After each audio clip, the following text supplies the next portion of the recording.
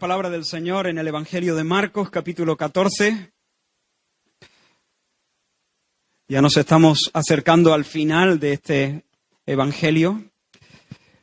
Desde verano de 2016, creo, estamos predicando el Evangelio de Marcos. Y os invito a leer desde el versículo 12, Marcos 14, versículo 12, y vamos a leer hasta el versículo 25. Marcos 14, del 12 al 25. Y dice la palabra del Señor: El primer día de la fiesta de los panes sin levadura, cuando sacrificaban el cordero de la Pascua, sus discípulos le dijeron: ¿Dónde quieres que vayamos a preparar para que coman la Pascua? Y envió 2 de sus discípulos, está hablando de Jesús, y les dijo: Id a la ciudad y os saldrá al encuentro un hombre que lleva un cántaro de agua. Seguidle. Y donde entrare, decid al señor de la casa: el maestro dice, ¿dónde está el aposento donde he de comer la Pascua con mis discípulos? Y él os mostrará un gran aposento alto ya dispuesto. Preparad para nosotros allí. Fueron sus discípulos y entraron en la ciudad y hallaron como les había dicho, y prepararon la Pascua. Y cuando llegó la noche, vino él con los 12. Y cuando se sentaron a la mesa, mientras comían, dijo Jesús: De cierto os digo que uno de vosotros, que come conmigo, me va a entregar. Entonces ellos comenzaron a entristecerse y a decirle uno por uno: ¿seré yo? Y el otro: ¿seré yo? Él respondiendo les dijo: es uno de los 12, el que moja conmigo en el plato. A la verdad el Hijo del Hombre va, según está escrito de él. Mas ay de aquel hombre por quien el Hijo del Hombre es entregado. Bueno le fuera a ese hombre no haber nacido. Y mientras comían, Jesús tomó pan y bendijo, y lo partió y les dio, diciendo: Tomad, esto es mi cuerpo. Y tomando la copa y habiendo dado gracias, les dio, y bebieron de ella todos. Y les dijo: Esto es mi sangre del nuevo pacto, que por muchos es derramada. De cierto os digo que no beberé más del fruto de la vid hasta aquel día en que lo beba nuevo en el reino de Dios. Cuando hubieron cantado el himno, salieron al monte de los olivos. Versículo 26. Si el Señor nos hace el favor en esta mañana de enseñarnos lo que está pasando aquí, si el Señor nos concede la gracia de anclarnos en las verdades o en algunas verdades contenidas en este texto, entonces vamos a saber lo que es tener paz con Dios y vamos a saber lo que es disfrutar de descanso en medio de las dificultades de la vida. Y vamos a tener una esperanza inquebrantable al considerar el futuro. ¿Alguien necesita tener una esperanza inquebrantable al considerar el futuro? ¿O conocer y experimentar lo que es tener paz con Dios? ¿O descanso en medio del vaivén de la vida y de las dificultades del presente? Bueno, pues si Dios por su Espíritu de manera sobrenatural nos imparte luz para entender las verdades contenidas en este texto, nosotros disfrutaremos de estas cosas. Mi intención es que en este relato nosotros podamos ver la gloria de Cristo. Y de 2 maneras particularmente. En primer lugar, queremos ver la gloria de su poder y de su deidad manifestada en el conocimiento y el control que Él tiene de todas las cosas. Y la segunda es, la segunda perspectiva es la gloria de Cristo en su bondad misericordiosa al darse generosamente, al darse voluntariamente para la salvación nuestra. Así que os propongo estos 2 puntos para el mensaje de hoy. El hecho de que tenga 2 puntos no significa que va a ser más corto. Os lo aviso. El primer punto es la gloria de su deidad y su control soberano. El segundo punto es la gloria de su gracia salvadora. Ahora, hermanos, es jueves por la tarde. Estamos en la semana de pasión, es jueves. Dentro de unas horas Jesús va a morir en la cruz del Calvario. Es jueves por la tarde y está a punto de inaugurarse la noche más oscura, más negra, más inmoral de la historia. De hecho, Jesús, cuando Él se dirigió a los líderes religiosos que venían junto con la guardia del templo a apresarle, Él definió ese momento que estaba viviendo como la hora de la potestad de las tinieblas, la hora del mal. Esta es vuestra hora. He estado en el templo todos los días, pero nunca me apresasteis. Pero esta es vuestra hora. es la hora de la potestad, es la potestad de las tinieblas. Otras versiones dicen cuando reinan las tinieblas, la hora del mal. Así que este es vuestro momento, las tinieblas se han desatado, es un avivamiento, digamos, infernal, es la hora del mal. Pero sin embargo, en medio de la hora del mal, Jesús no es un barquito de papel zarandeado por las olas. Satanás y sus demonios están en sus puestos. Pero Jesús no es una víctima impotente llevada de aquí para allá. Jesús no es un pelele, Jesús es el dominador. Observa la escena en el aposento alto. Jesús y los 12 se reclinan, entonces no había sillas como las nuestras, sino una especie de divanes bajitos, y estaban reclinados. Por eso dice que la cabeza de Juan quedaba junto al pecho de Jesús, ¿no? Estaban reclinados todos en una especie de semicírculo, y todos comiendo.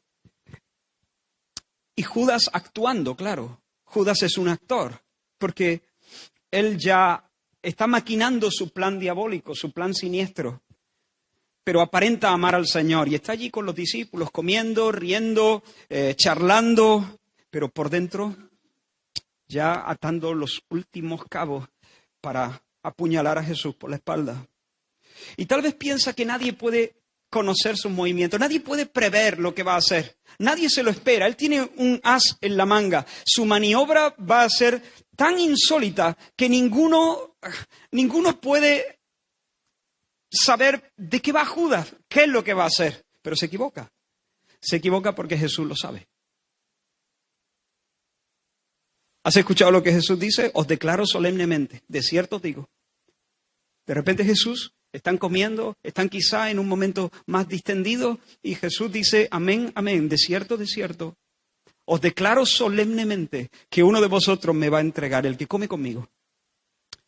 Imagínate los 11, cuando reciben esta noticia de parte del Señor, los 11 están aturdidos como si les hubiesen dado una bofetada con la mano abierta de manera sin esperarlo, como si un mazo hubiese caído sobre sus corazones.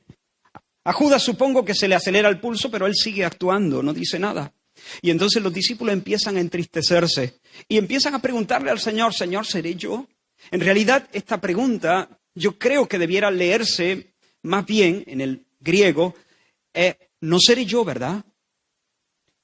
No creo que fuese que están haciendo un examen de conciencia y son muy conscientes de su propia debilidad y desconfían de sí mismos. No lo creo. Más bien debe leerse, y por el texto griego puede leerse perfectamente, no seré yo, ¿verdad? ¿A qué no soy yo? Maestro, ¿a qué no soy yo? Yo no seré, ¿no? Yo no soy, ¿verdad? Él les responde y les dice, uno de los 12, el que moja conmigo en mi plato. Posiblemente había varios platos. Son 13. Hay varios platos. Y lo que entiendo es que Jesús dice, el que me va a traicionar está muy cerca de mí. El que moja conmigo posiblemente en el mismo plato que Jesús estaba mojando. Se cierra todavía más el círculo en esto. Judas le pregunta, no nos lo dice Marcos, pero nos lo dice Mateo. Judas también le dice, ¿soy yo, maestro? Y Jesús le dice, tú lo has dicho. Claro, esto no fue público, entiendo yo, porque los discípulos no sabían. Cuando vieron salir a Judas, ellos pensaron que iba a repartir limosna a los pobres o que Jesús le había hecho un encargo. Pero estaban comiendo y uno dice, maestro, yo soy el que moja conmigo en el plato. Y Judas, que quizá estaba muy cerca, le dijo de manera discreta, yo no soy, ¿verdad? Soy yo. Tú lo has dicho. Tú lo has dicho. Y Judas sabe que Jesús sabe ahora. Y de hecho Pedro le hace un gesto a Juan, le dice a Juan, que era el que quedaba pegado a Jesús, le dice, pregúntale. Y yo creo que Juan también de manera discreta, Señor, dime quién es. Y entonces Jesús le dice discretamente también, al que le voy a dar el pan mojado. Este gesto se llama el bocado de la amistad. Respondía a una tradición donde el anfitrión, cuando estaban comiendo, tomaba una porción del plato, el plato común, tomaba una porción y se la entregaba a uno de los comensales. No a todos, a uno. Y era una manera de honrarle. Era una manera de mostrarle públicamente su amistad. Y Jesús lo hizo de manera sincera. No lo hizo como simplemente una contraseña. Jesús le dio el bocado de la amistad. Y entonces, al que yo le diera el pan mojado. Y no sé si pasaron algunos segundos. Y Jesús, como el anfitrión de la cena, mojó el pan en la salsa charoset y se la entregó a Judas. Y Judas, recibiendo esa honra pública de parte del Señor, ese gesto de amistad sincera de parte del Señor, en lugar de quebrantarse, en lugar de avergonzarse, en lugar de eso, lo que hace es endurecerse todavía más y se convierte entonces en una casa para el demonio. Después del bocado, nos dice Juan en el capítulo 13, después del bocado, Satanás entró en él. Así que Jesús sabe, pero la pregunta es esta, ¿por qué? ¿Por qué sabe Jesús? ¿Por qué sabe Jesús que Judas lo va a entregar? ¿Lo habrá deducido mirando cómo se conduce Judas en las últimas semanas, en los últimos días, Jesús atando cabos y de repente llega a la conclusión, definitivamente, este me la juega hoy? ¿Eso es lo que está pasando? ¿O se trata de una habilidad sobrenatural para ver lo que está por venir, lo que todavía no ha pasado, para conocer el futuro? Un poder que le permite saber lo que va a pasar y todavía no ha salido a la luz. Por supuesto, Jesús siendo Dios. Él es Dios, Él es hombre, verdadero Dios. Dos naturalezas sin mezcla. Jesús siendo Dios puede prever, puede conocer lo que está por suceder, puede mirar hacia adelante y saber lo que está a punto de suceder o lo que va a suceder dentro de 1000 años. Él puede saberlo. Pero la razón por la que Jesús sabe que Judas le va a entregar es mucho más profunda. ¿Por qué Jesús sabe que Judas le va a entregar? Jesús sabe el futuro. No porque tenga simplemente un poder para mirar hacia adelante y prever lo que está por acontecer. Jesús sabe el futuro por cuanto todas las cosas que están por suceder responden al decreto eterno de Dios. La historia discurre por los raíles que Dios le ha dispuesto. Pon atención a lo que Jesús dice aquí en este mismo pasaje. A la verdad, el Hijo del Hombre va según está escrito de él. Esta es una manera de decir lo que va a pasar, pero va a pasar porque ya estaba determinado que pasara. Y está además no solo determinado en el consejo secreto del Dios Trino, sino que está profetizado por los profetas.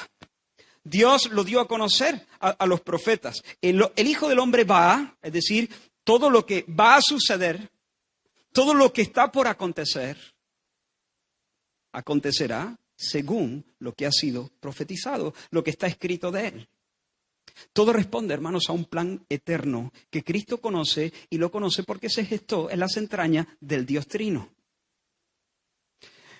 En cierto sentido, no sé si la frase es pero en cierto sentido Jesús conoce el futuro no mirando hacia adelante, sino mirando hacia atrás. Jesús no está a merced de la voluntad del traidor ni a merced de la voluntad o del odio de sus enemigos. Ese hombre humilde, Jesús, nuestro Señor, que en menos de 24 horas estará desnudo colgando sobre una cruz, luchando por respirar, es el Dios que manda. Y es el Dios que manda en la hora más oscura, cuando reinan las tinieblas. Cuando reinan las tinieblas, reina Dios sobre las tinieblas. Mira lo que ocurre inmediatamente después. Este gesto de Jesús me encanta. Inmediatamente después de que Judas es poseído por el diablo, él se levanta y sale. La Biblia dice que los discípulos, el resto, pensaron que, como era el tesorero, Jesús le había dado el encargo de repartir algún regalo a los pobres, alguna ofrenda para ellos, o que lo había enviado a hacer algún recado. Pero en realidad no era así. Judas salió de allí directamente para ir a los líderes religiosos y ultimar cómo iba a entregárselo, para darle la voz, ¿no?, de ya. Pero cuando Judas se levanta y está por salir, Juan, el evangelista, el apóstol Juan, nos dice, y después del bocado Satanás entró en él. Y atentos ahora. Entonces Jesús le dijo, lo que vas a hacer, hazlo más pronto. Cuando él pues hubo tomado el bocado, sigue diciendo, luego salió y era ya de noche. Imagina la escena. Judas se levanta. Él piensa que tiene de alguna manera la rienda. Y Jesús le dice, ya. Ahora, no te demores, no te distraigas. Ahora mismo, lo que vas a hacer, hazlo ya. ¿Quién manda aquí? Si estuviera en el ejército, hubiese dicho, ¡ar! ¡Ya! Porque finalmente Judas, cuando baja endemoniado las escaleras y se dirige a traicionar a Jesús, aunque él no quiere obedecer a Jesús, en realidad lo único que está haciendo es cumplir lo que ya estaba determinado que sucediera. Los líderes habían dicho, no durante la fiesta. ¿Recordáis? No durante la fiesta. El plan del hombre era esperar a que la Pascua terminase, que los peregrinos volviesen a sus casas. El hombre había dicho, no durante la fiesta. El cielo había dicho, durante la fiesta. Porque Dios quería que la sangre de Cristo se derramase el mismo día en que el Cordero Pascual era sacrificado. Y aquí, hermanos, manda Dios. Y cuando Jesús dice ya, es ya. Y cuando Jesús le dice a Judas, ahora, es ahora y punto. Porque en la hora más oscura, cuando reina las tinieblas, manda Dios. Jesús no es un pelele, Él es el dominador. Bendito sea su nombre. Esa era la convicción de los apóstoles. Cuando Lucas describe ese momento donde los apóstoles y otros discípulos del Señor oran, cuando se empieza a desatar la persecución contra ellos, dice que ellos orando dijeron estas palabras, Hechos capítulo 4, versículos del 27 al 28, porque verdaderamente se unieron en esta ciudad contra tu santo Hijo Jesús, a quien ungiste. Herodes y Pilato, con los gentiles y con el pueblo de Israel, se unieron para hacer cuanto tu mano y tu consejo habían antes determinado que sucediera. Tu consejo, porque el Señor lo decretó. Tu mano, porque providencialmente lo orquestó. Y ellos hicieron finalmente. Claro, ellos no eran conscientes. Ellos sus voluntades no estaban rendidas a cumplir el consejo de Dios. Ellos iban en contra de Dios y en contra de su ungido. Pero yendo en contra de Dios y en contra de su ungido, cumplieron al dedillo lo que Dios había determinado que sucediera. Quiero que veáis, hermanos, la gloria de Cristo como el Rey soberano. Él conoce y tiene control de todas las cosas. Y nosotros creemos y confesamos, junto con la declaración, la confesión bautista de fe de 1689, y ahora leo literalmente, Dios, el buen creador de todo, mete esto en tu pecho, deja que te lo caliente. Y si tú ardes con las verdades contenidas aquí, tienes la clave para dormir a gusto.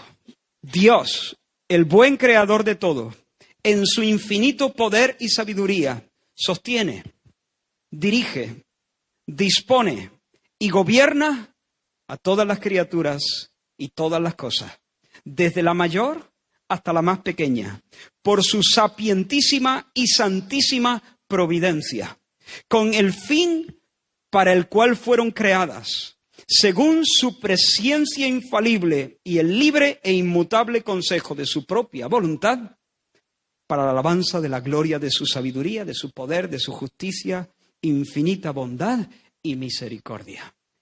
Dios manda para su gloria. Abrazamos con sencillez las palabras que Eliú le dirigió a Job. Mira estas palabras preciosas. Hay mucha sabiduría aquí. Porque a la nieve dice, hablando de Dios, Dios le dice a la nieve, desciende a la tierra. Agradecemos a Dios por los hombres de ciencia que nos explican cómo funcionan estos procesos. Y tienen sabiduría. El Señor da la ciencia al hombre para que nos pueda describir cómo funciona todo eso y cómo operan las normas. Pero en una última lectura, en una lectura fundamental, ¿sabéis lo que está ocurriendo? Está ocurriendo que Dios le dice a la nieve, desciende a la tierra. Dios la envía sobre la tierra. Y también a la llovizna y a los aguaceros torrenciales. Así, sigue diciendo Eliú, hace retirarse a todo hombre para que los hombres todos reconozcan su obra. Y las bestias entran en su escondrijo y se están en sus moradas. Por el soplo de Dios se da el hielo y las anchas aguas se congelan. Asimismo, por sus designios se revuelven las nubes en derredor para hacer lo que Él les mande. Unas veces por azote.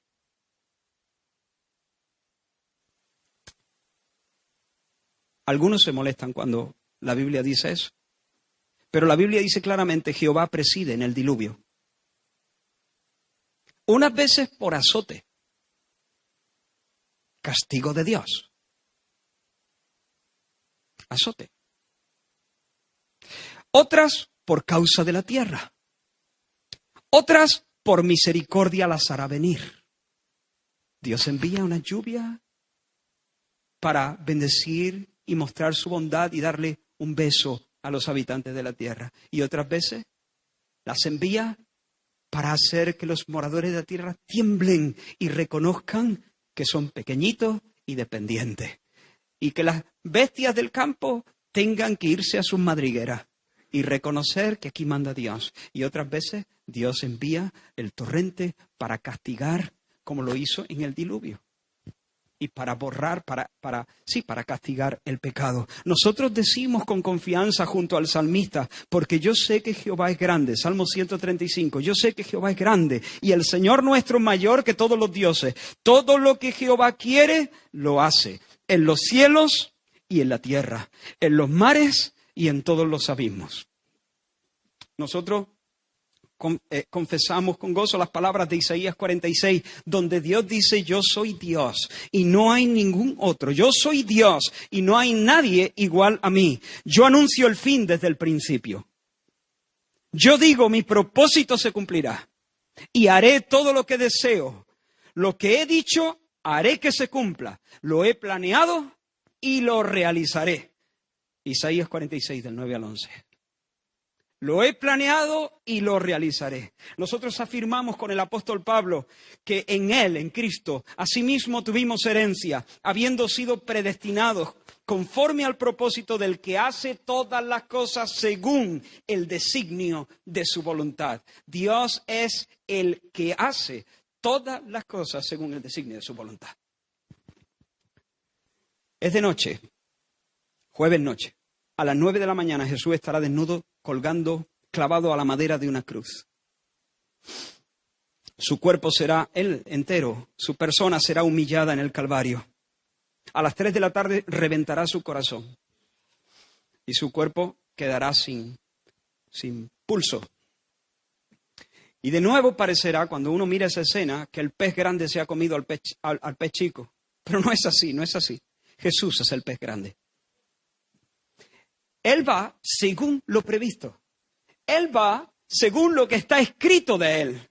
Él no ha soltado la rienda. Él es el dominador. Él es el ejecutor del plan divino de redención. Y quizá algunos están diciendo aquí, un momento. A la luz de lo que estamos diciendo, si todo en realidad discurre según el plan trazado por Dios en la eternidad pasada, entonces ¿por qué Judas es culpable? ¿Cuál es la responsabilidad de Judas? ¿Por qué razón el Señor le dice, el Hijo del Hombre va, según está escrito de él, mas ay de aquel hombre por quien el Hijo del Hombre es entregado? Bueno le fuera a ese hombre no haber nacido. Vamos a ver, ¿acaso Judas no está actuando según lo planeado por Dios? ¿Es justo culpar a Judas de algo así si en realidad él lo que está haciendo es ceñirse al plan divino? Sí, es justo culpar a Judas, porque Judas es culpable. Porque la Biblia nos enseña, hermano, que Dios hace que todas las cosas sucedan, pero lo hace de tal manera que Él respeta la facultad que nosotros tenemos de tomar decisiones voluntarias, decisiones significativas, que tienen resultados reales, que tienen resultados eternos y de las cuales somos plenamente responsables. Las dos cosas son verdad con la Biblia en la mano. Dios no obligó a Judas a actuar contra su voluntad. Dios realizó su plan por medio de Judas usando los actos voluntarios del traidor. Judas hizo lo que quiso hacer. Sí, de claro. Judas hizo lo que quiso hacer, pero al mismo tiempo cumplió al dedillo la voluntad decretada de Dios. Judas no fue una marioneta. Judas obró libremente. Judas obró de acuerdo a sus propios deseos malos. Y sin embargo, al hacerlo, cumplió las palabras del Salmo 41 que dicen: aún el hombre de mi paz, en quien yo confiaba, el que de mi pan comía, alzó contra mí el calcañar. Hermanos, una vez más digo desde aquí, la Biblia no nos explica cómo Dios combina su control providencial con nuestras acciones y decisiones voluntarias, significativas y responsables. No sabemos cómo encajan estas piezas. No podemos explicar finalmente cómo Dios puede ser absolutamente soberano, y esto es algo que la Biblia dice sin ningún lugar a dudas. No hay un solo átomo en el universo. No hay una sola voluntad, no hay un solo movimiento que esté al margen del control providencial y soberano de Dios. Si así fuera, nosotros no podríamos decir que todas las cosas, que estamos seguros de que todas las cosas nos ayudarán a bien y nos ayudan a bien. No podríamos decirlo. Pero por cuanto todo está bajo el control soberano de Dios, nosotros podemos decir: yo sé que pase lo que pase, pase lo que pase, todo habrá de ayudarme para que Dios cumpla su propósito en mí. Pero no sabemos cómo encaja esto con el hecho que también la Biblia presenta de que el hombre es responsable. La Biblia no describe al hombre como una marioneta, como alguien que está sujeto a un destino y tenemos que, asumir una visión de la vida fatalista, y lo que será, será, porque ya lo que Dios ha decretado. No, nosotros somos criaturas que obramos libremente, decidimos libremente, voluntariamente, siempre en otro nivel de libertad, no somos completamente libres.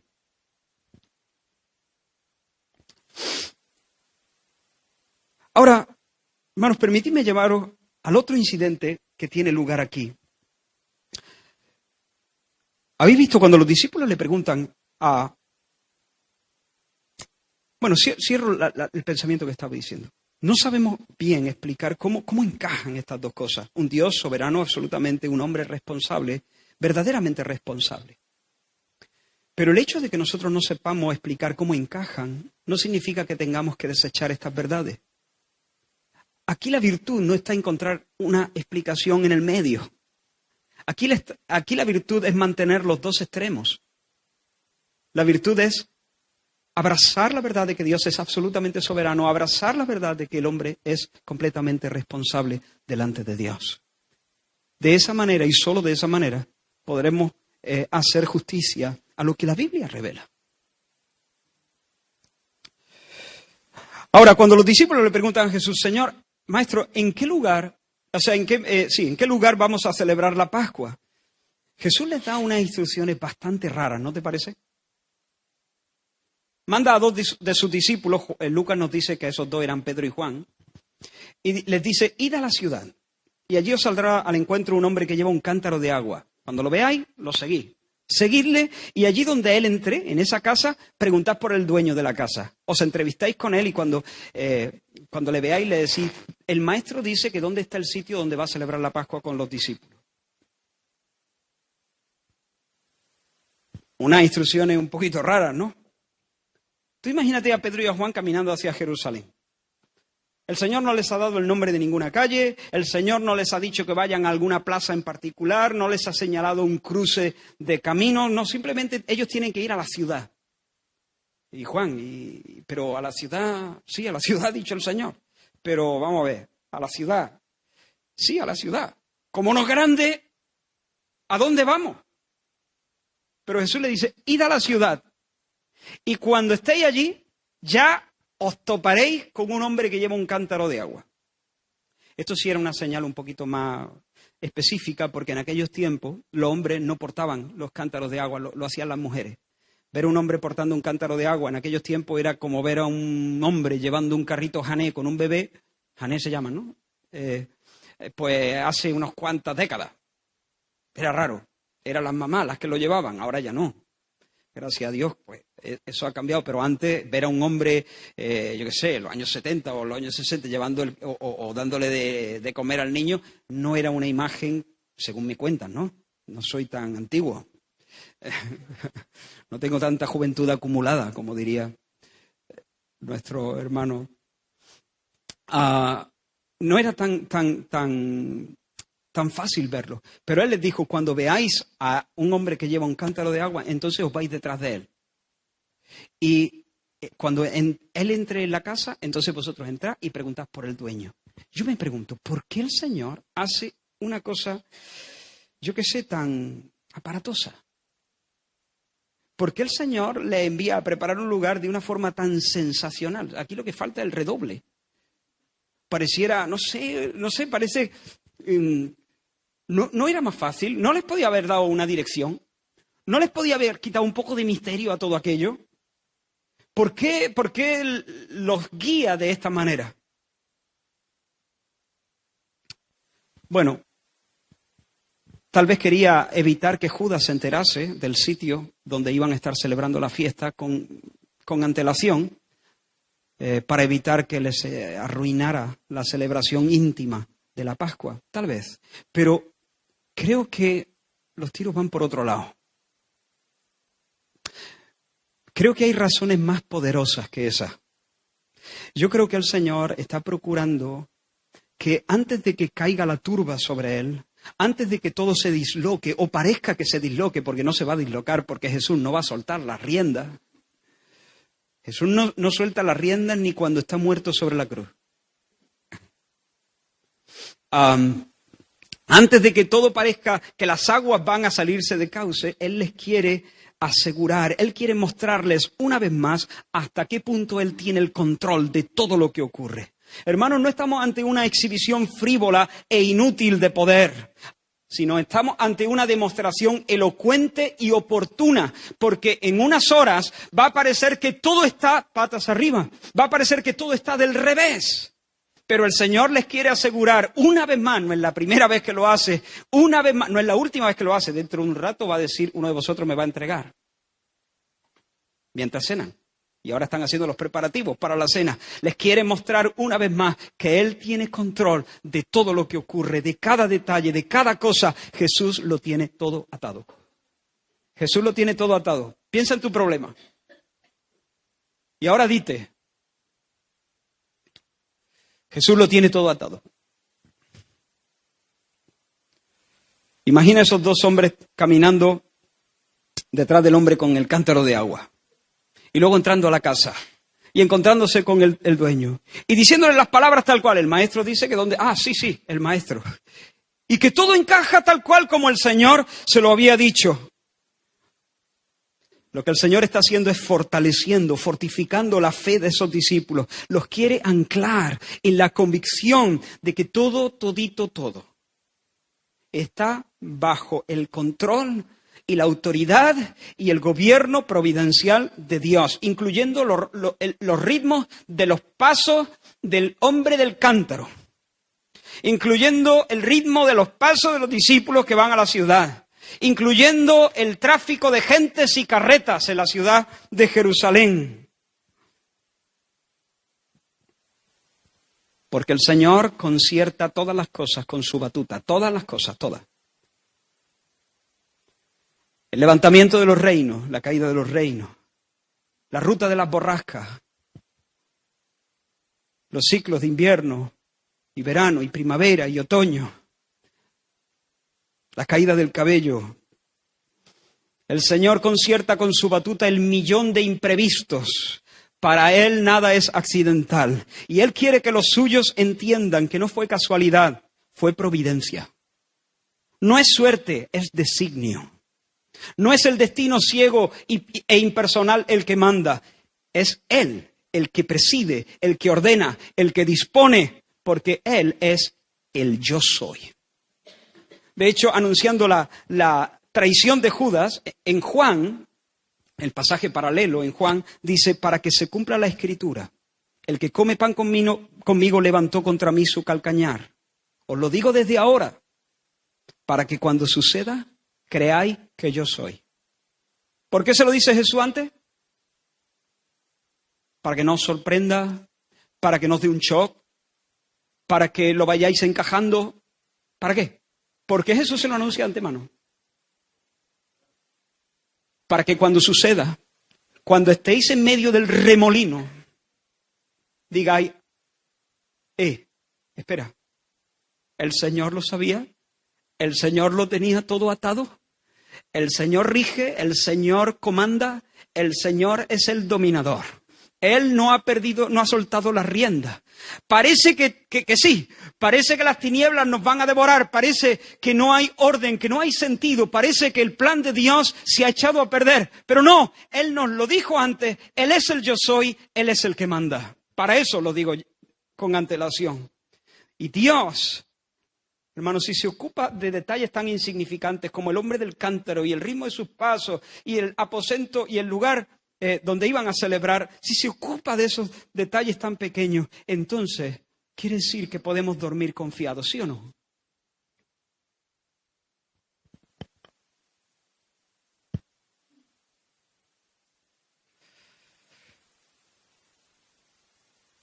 Tal vez tienes un tumor en tu cuerpo. Quiero decirte una cosa. Jesús es el Señor sobre esa pequeña masa que amenaza tu vida.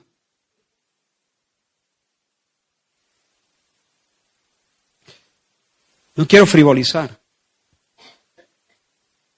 Quiero ceñirme a la verdad. Jesús es el Señor sobre esa pequeña masa que amenaza tu vida. Él puede extirparla mientras duerme en la siesta para su gloria. Él puede dejarla y no extirparla para su gloria. Él puede detener para siempre su crecimiento y dejar que no vaya a más. Él puede disponer que crezca para su gloria. Pero por cuanto tú estás en pacto con Dios, su gloria y tu bienestar y tu bendición final están vinculadas de un modo inseparable. De tal forma que cuando Dios hace algo para su gloria, también lo hace para tu bien. Y por cuanto Él se ha vinculado en pacto contigo, y por cuanto cada movimiento de Dios es para su gloria, cada movimiento de Dios es para tu bien. Así que sea que vivamos, o sea que muramos, Jehová cumplirá su propósito en mí. No tengas miedo. No tengas miedo. No temáis, dice el Señor a sus discípulos. No se venden 2 pajarillos por un cuarto, una monedita y te compras 2. Una monedilla de nada y te llevas 2. Y a pesar de que valen tan poco, ni uno de ellos cae a tierra sin vuestro Padre. Es decir, sin el consentimiento de Dios, sin la mirada de Dios, fuera del control de Dios. Ninguno de ellos cae a tierra fuera del control soberano de Dios. Y sigue diciendo Jesús, Mateo capítulo 10, pues aún vuestros cabellos están todos contados. Hermanos, si Dios cuida de la vida insignificante de los gorriones, y si Dios cuida de la muerte insignificante de los gorriones, entonces no hay de qué temer. Porque Él lleva el número exacto de nuestros cabellos. Él conoce la cifra de latidos que dará nuestro corazón. Y nuestro corazón no dará ni un latido más y ni un latido menos. Justo estaba en este momento cuando escribía este mensaje. Voy a poner un ejemplo un poco tonto, ¿no? Pero aún así creo que puede ayudarnos a pensar no solo en las grandes cosas, sino en las pequeñas cosas. Justo estaba en este punto escribiendo, no sé si justo en este punto, pero más o menos por aquí. Y estoy redactando todo el mensaje. He tenido una semana que no ha sido mi favorita. Mucha tarea, mucha presión, las cosas muy... con poco tiempo para hacer las cosas, mucho que hacer. Y no podía perder ni un segundo. Justo estoy en este momento, abro un documento para consultar una cosa, cierro el documento porque ya la he consultado y me dice, ¿quiere guardar los cambios? Digo, ¿qué cambio? No. Y en ese instante me doy cuenta que en lugar de cerrar el documento que acababa de abrir, cierro el documento en el que estoy redactando el mensaje. Se me cortó la respiración porque hacía mucho rato que no guardaba que no le daba al disquito para guardar. Me recliné sobre la silla y empecé a decir, no, se me escapó, no lo pensé, sencillamente comencé a decir, no, así, algo así, unas cuantas veces. No, pero mientras yo estoy haciendo mi canto del no, en ese momento me acuerdo, ¿de qué estoy escribiendo? Más específico, Dios es más general. ¿De qué estoy escribiendo? De su soberanía, de su control providencial, de que tiene contados mis cabellos. Y de repente cuando digo, no, ¡pum! Fue como una colleja de Dios, como dice, ¿pero qué hace? Me incorporó. Repaso la doctrina en la que estoy metido. Se sosiega la tormenta. Y entiendo que aún en este incidente tonto, que bueno, me iba a costar un buen rato volver a escribir todas esas cosas que ya tenía escritas, que por cierto perdí. Luego miré con la esperanza de que de alguna manera, luego he sabido que hay una forma de recuperar algo de esto, pero yo no sabía nada. Tuve que ponerme a escribir. Pero de repente dije, no, Israel, no. Aún en estas cosas tontas, aún en un atasco del tráfico, aún en el día si llueve, en el día de mi boda, aún en estas cosas pequeñas, Dios es soberano y lo dispone todo. Esto también ayuda para mi salvación. Y tampoco necesito perder mucho tiempo diciendo cómo ayuda esto a mi salvación. Sencillamente, paz.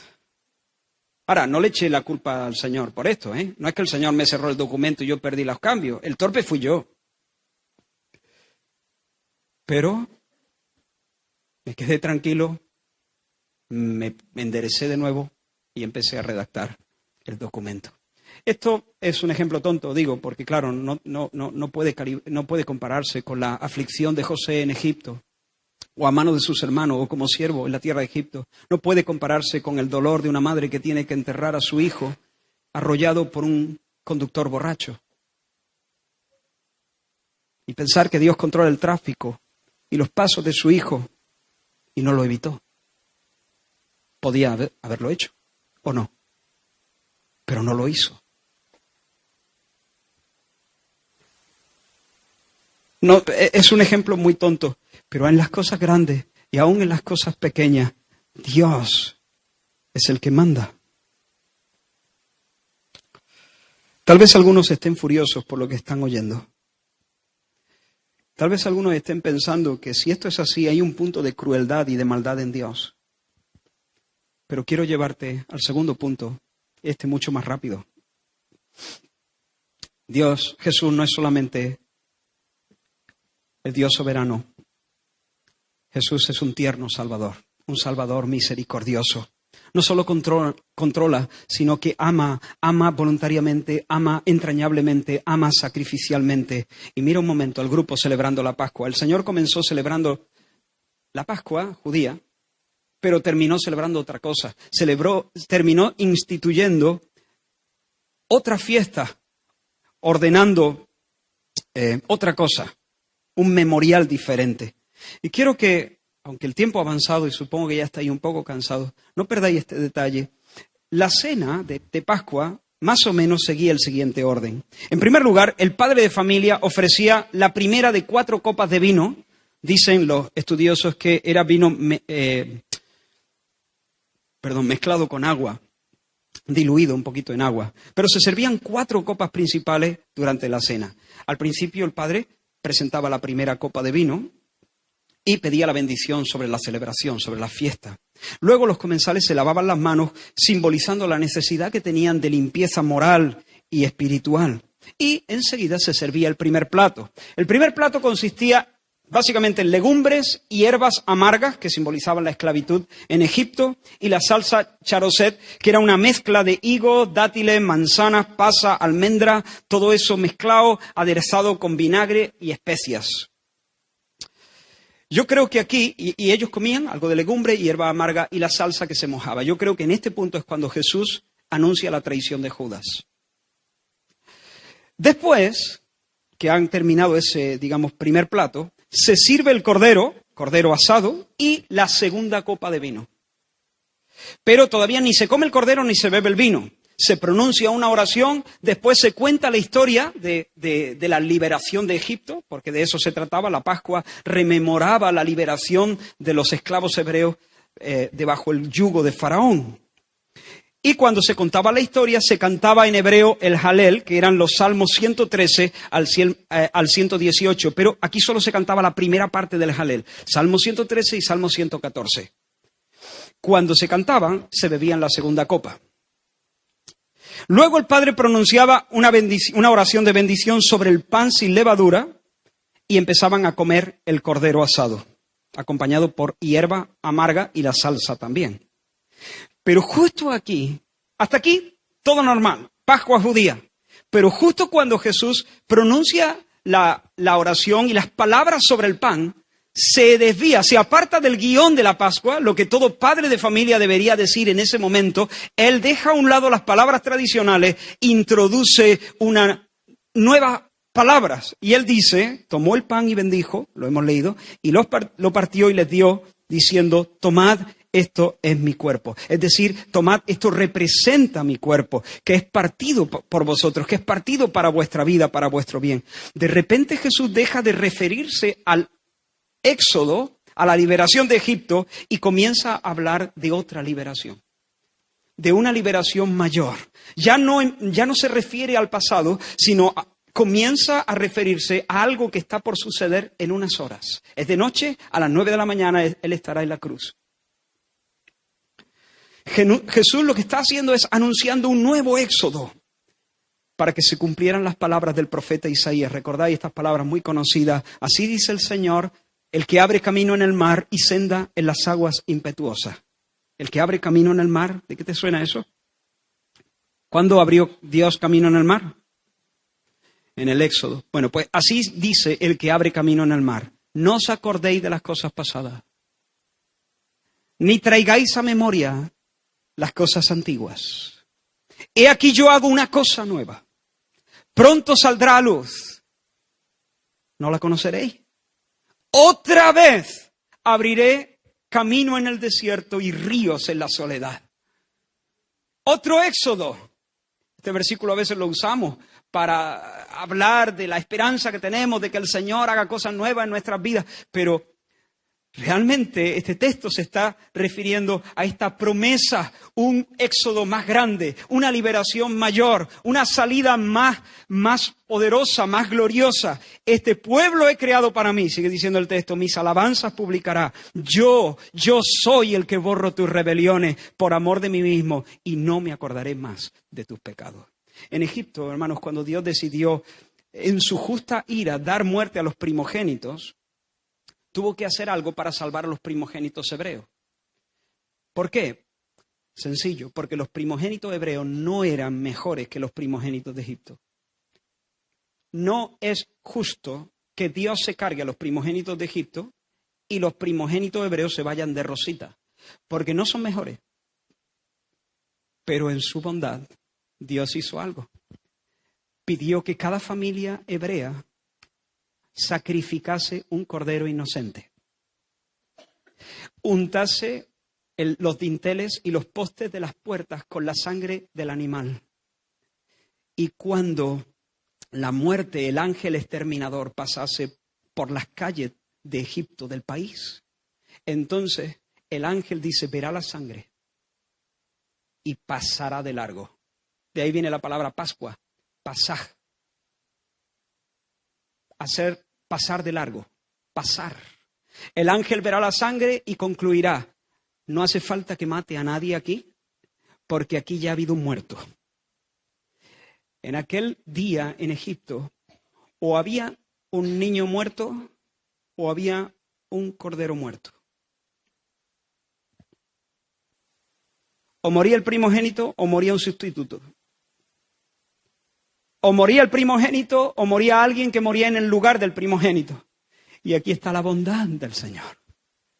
Si bien los primogénitos hebreos eran igual de culpables que los primogénitos egipcios, hallaron gracia ante los ojos de Dios. No porque eran mejores, sino porque en su bondad Dios quiso. Dios quiso. No vio nada en ellos. Todo lo encontró Dios en sí mismo. Por cuanto Él había hecho un pacto con Abraham, Dios quiso salvar a los primogénitos de los hebreos, concediéndoles un sustituto que muriera en lugar de ellos. Y ahora Jesús toma el pan. Y en lugar de referirse al Pasaj antiguo, habla del nuevo Éxodo. Y Él habla de su cuerpo siendo partido, siendo entregado por ellos. Él es el Cordero sustituto. Su cuerpo es el que va a ser partido, para que el nuestro no sea más partido. Para que cuando venga el día terrible del justo juicio de Dios, el definitivo, no aquel que se celebró en aquella noche de Egipto, el definitivo, Pasaj. Y entonces el castigo ya no caiga sobre nosotros, porque ya cayó, ya hay sangre en los dinteles. Estamos bajo la cubierta de la sangre de Jesús. Fue su cuerpo el que fue partido. Él es el Cordero sustituto de Dios. Bendito sea su nombre. Y luego siguieron comiendo. Y luego venía la tercera copa, que se llamaba la copa de bendición. Y de nuevo aquí, cuando se presenta la tercera copa, Jesús se desmarca. Y no dice las palabras tradicionales, sino dice lo que hemos leído. Esto es mi sangre del nuevo pacto. Está haciendo referencia a unas palabras que dijo Moisés en Éxodo 24, cuando Moisés leyó la ley de Dios delante de todo el pueblo. Y luego con la sangre puso en el libro y puso sobre el tabernáculo y sobre todos los utensilios. Y parte de la sangre ¿cómo se dice? Esparció sobre el pueblo. Es decir, porque no hay pacto que se haga sin sangre. Esto nos lo dice el escritor de Hebreos. Ni aun el primer pacto fue instituido sin sangre. Porque habiendo anunciado Moisés todos los mandamientos de la ley a todo el pueblo, tomó la sangre de los becerros y de los machos cabríos con agua, lana escarlata e hisopo y roció el mismo libro y también a todo el pueblo diciendo, esta es la sangre del pacto que Dios os ha mandado.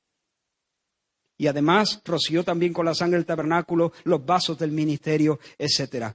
Todo, casi todo es purificado según la ley con sangre y sin derramamiento de sangre no se hace remisión, dice el escritor de Hebreos.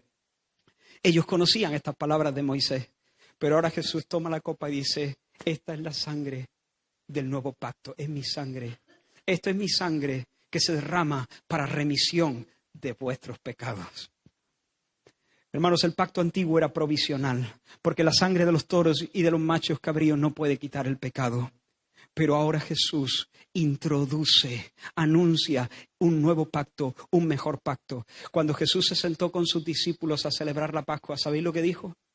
Oh, cuánto he deseado celebrar con vosotros esta Pascua. Él sabía que en unas horas lo iban a moler. No, lo que él disfruta no es el sufrimiento en sí. Recuerdo cuando éramos novios, Damaris y yo, espero que ella se acuerde, le compré un anillo de diamante, no de diamante. Le compré un anillo. No es que el anillo fuese una cosa, pero para mí, eso era lo más caro que yo había comprado en mi vida, ¿no? Me dejé mis ahorros enteros, ¿no? Consulté con mi padre que me ayudó a escogerlo, porque el anillo yo nunca me había fijado. Y cuando vimos el precio, yo lo miré y pensaba que él me iba a reprochar, ¿no? Pero él me hizo un gesto como diciendo, tírale, cómpralo, ¿no? Merece la pena. Y eso me animó, ¿no? Me dejé todos mis ahorros. El disfrute no era pagar. A mí pagar no me gusta. El disfrute no era dejarme los ahorros, pero estaba deseandito dárselo. Ese momento ya lo estaba yo maquinando, ¿no? Y estaba deseandito dárselo, ¿no? Era emocionante para mí porque suponía que también iba a ser emocionante para ella. Luego le podéis decir que lo enseñe, creo que lo llevará puesto. Yo creo que eso es lo que siente Jesús aquí en este momento. No es que esté disfrutando el hecho de que en unas horas estará sufriendo, pero es como el anillo de pedida.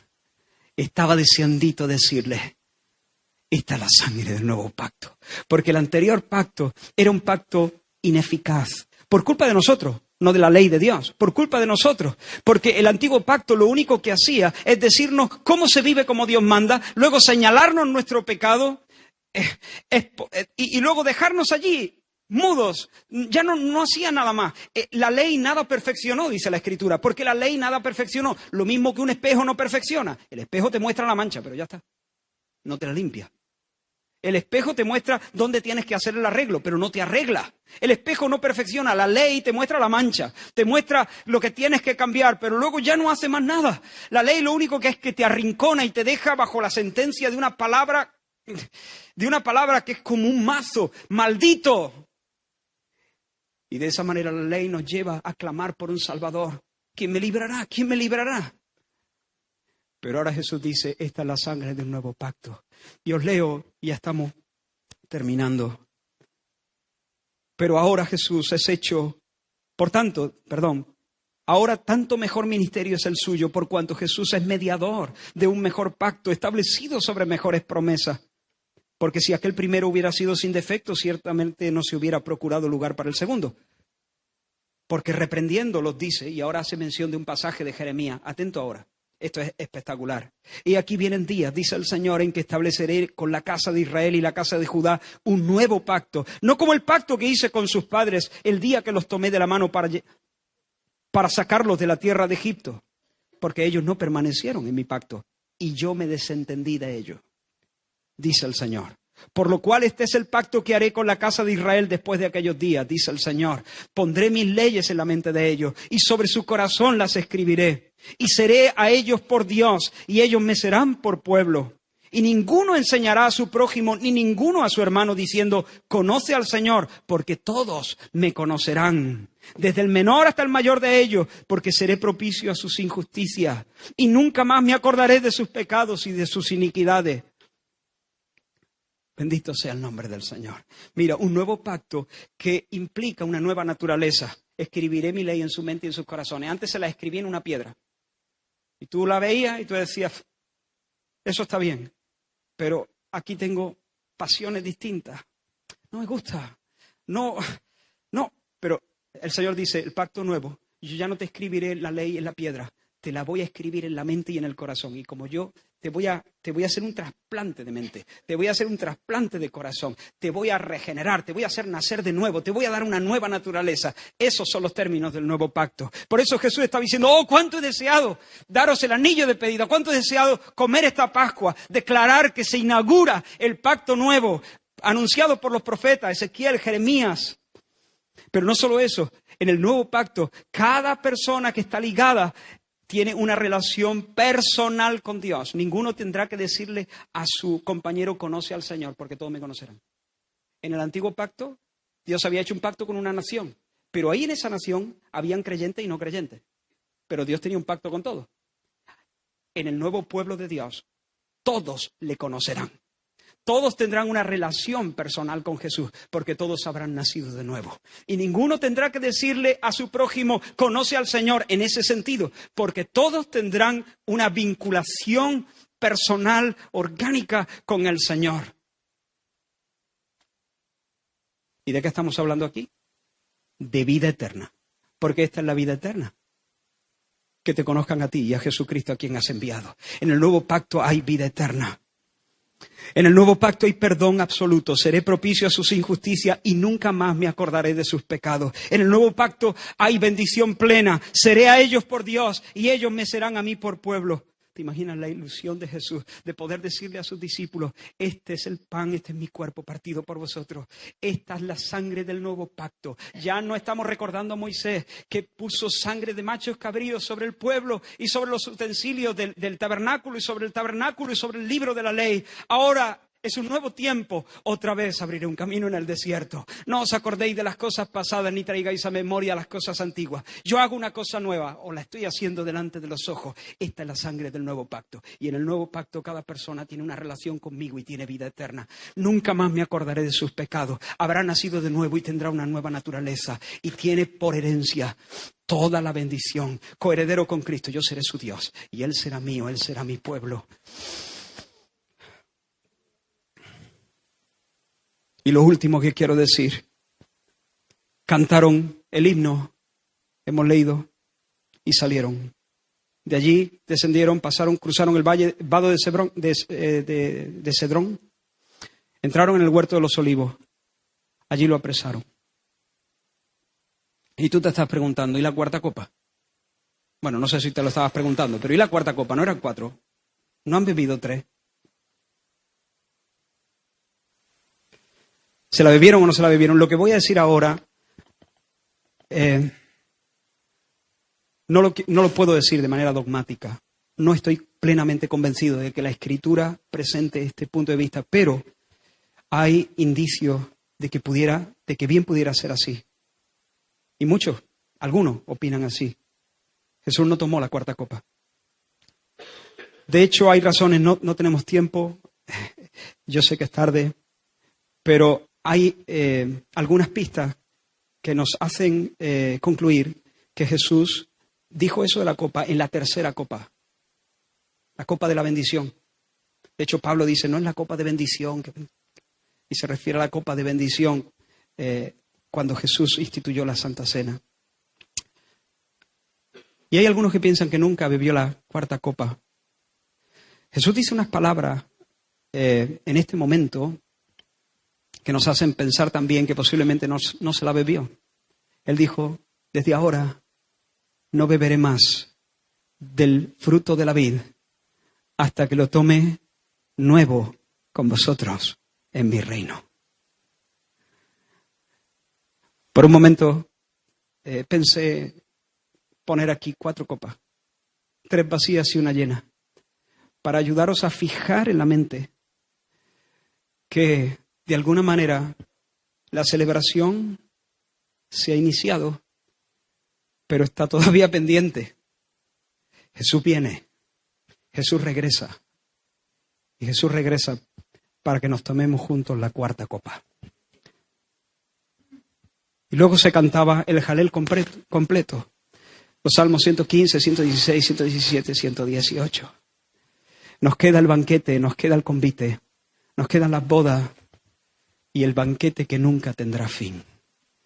Si tú estás en un momento de tu vida donde todo parece boca abajo, recuerda, Jesús reina y Jesús controla, descansa. Si tú estás aquí y reconoces que eres pecador, que no has vivido como Dios manda, mi pregunta para ti es, ¿te has refugiado bajo la sangre? Porque en aquel día, el día que viene, o morirás tú, o el sustituto. O ha muerto un sustituto por ti, mejor dicho, o tendrás que pagar con tu sangre tu propio pecado. ¿Has confiado en Jesús como el Cordero de Dios que quita el pecado? ¿Le has reconocido como el Señor? como el Dios hecho carne que ha vivido la vida imposible, que tú no podías vivir, ha muerto en tu lugar para cargar con tu culpa y cargar con el castigo que tú merecías, que se ha levantado triunfante de la muerte y ahora es el Señor. ¿Te has arrepentido de corazón de tus pecados? No te estoy preguntando si has hecho una oración, sino que si has abandonado el pecado, porque hasta que no se abandona el pecado uno no se ha arrepentido. ¿Te has entregado plenamente bajo el señorío de Cristo? ¿Has estado dispuesto a sacarte el ojo y cortarte la mano, en palabras metafóricas, como dijo Jesús, para seguir de todo corazón al Señor? Si no es así, yo te animo ahora mismo que lo hagas. Mientras yo estoy hablando, tu corazón puede estar aferrándose a la verdad de Cristo, aferrándose a la eficacia de su obra, mucho mejor que la sangre de los toros, mucho mejor que la sangre de los animales. Y viniendo a los pies del Señor y declarando que Jesús es tu dueño, es tu rey, es tu príncipe y es tu salvador. Si has hecho eso, entonces que sepas que cuando Jesús venga, no vendrá para tomarse la venganza, sino vendrá para tomarse la cuarta copa. En medio de las dificultades de la vida, estás envejeciendo, estás perdiendo la salud, o has perdido los amigos, te han traicionado, o económicamente, o las relaciones han estallado y hay un infierno viviéndose en tu familia. No sé qué situaciones se puedan estar viviendo, pero acuérdate de la copa, acuérdate de la promesa. El Señor no deja las cosas a medias, simplemente ha postergado esa celebración para cuando Él venga y podamos tomarla con Él nuevo en el reino de los cielos. Vamos a orar. Aleluya. Gracias, Señor. Gracias porque tú no solamente eres el dominador, sino eres el Cordero que te entregas por nosotros. Y cuando ponemos, Señor, al lado estas dos verdades, nuestro corazón descansa y celebra. Queremos besarte porque tú nos has besado primero. Queremos responder a tu amor con amor. Queremos rendirnos una vez más. Queremos, Señor, sabernos bajo tu cuidado. Gracias por inaugurar ese pacto bendito, sin el cual no habría esperanza. Gracias por tu promesa y por tu juramento. Gracias, Señor, por la sangre, por tu cuerpo partido. Gracias, Señor. Gracias. Ayúdanos, Señor, a vivir a la luz de estas cosas para que podamos ser un pueblo fuerte en ti, un pueblo confiado en ti. En el nombre de Jesús. Amén. Amén. Que el Señor os bendiga.